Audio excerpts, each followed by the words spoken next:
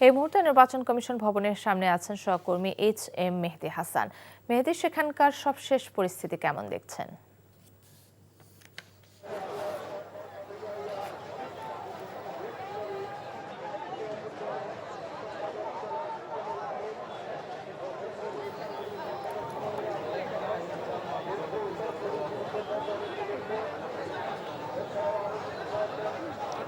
কাকলি, সকাল থেকেই কিন্তু ছাত্রদলের বিভিন্ন পর্যায়ের নেতাকর্মী এখানে স্লোগান দিচ্ছেন এবং তাদের যে সুনির্দিষ্টভাবে ৩টি অভিযোগ রয়েছে, তার প্রধান যেই অভিযোগ বা তাদের যে দাবি সেটি হচ্ছে যে পোস্টাল ব্যালটে যেই পক্ষপাত দুষ্টতা তার অভিযোগ এনেছেন সেটি সুরাহা না হওয়া পর্যন্ত তারা কিন্তু এই অবস্থান কর্মসূচি চালিয়ে যাবেন। এখানে কেন্দ্রীয় নেতৃবৃন্দ যেমন রয়েছেন, তেমনি বিভিন্ন শিক্ষা প্রতিষ্ঠানের যেই ছাত্রদলের নেতাকর্মীরা রয়েছেন তারা এখানে এসেছেন এবং দফায় দফায় তারা বক্তব্যও দিচ্ছেন। এখানে এখনও কিন্তু বক্তব্য চলছে।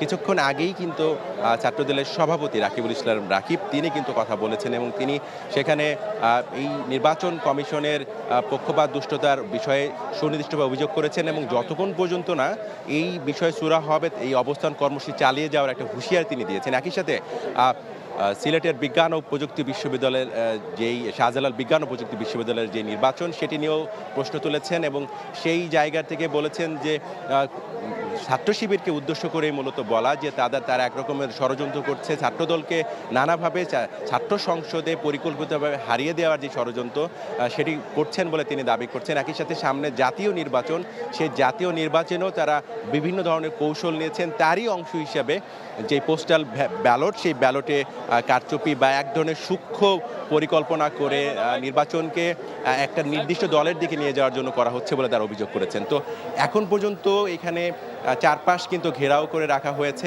নানা ধরনের স্লোগান দেওয়া হচ্ছে এবং সেটি কতদূর যাবে আমরা আসলে বলতে পারছি না। বলা হয়েছে যে দুপুরের পরে আবার ব্রিফিং করা হবে, তারপর যদি আমরা আপডেট জানতে পারি আপনাদের জানাতে পারবো। কাকলি, দর্শক, জানছিলাম ছাত্র দলের নির্বাচন ভবন ঘেরাও কর্মসূচির খবর।